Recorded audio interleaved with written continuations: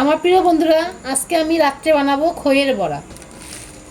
সঙ্গে কুচি করে কাঁচা লঙ্কা দিয়ে দিব, অল্প চালের গুঁড়ো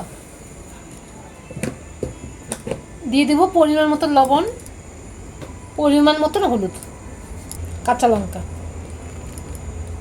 হাতে অল্প জল দিব আর খইগুলোকে সুন্দর করে মাখিয়ে নিব। আমি সুন্দর করে মাখিয়ে নিয়ে বড় একটা বল বানিয়ে ফেললাম, কিন্তু এখান থেকে আমি অল্প অল্প করে ছোট্ট ছোট্ট নাড়ু বানাবো।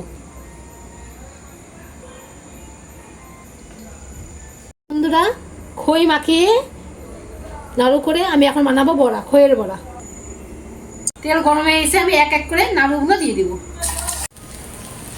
এখন উল্টো পাল্টা করে লাল করে সুন্দর করে ভেজে নেব। লাল লাল করে ভাজা হয়ে গেছে খইয়ের বড়া, আমি এখন নামিয়ে নিব। আসলে নাও করে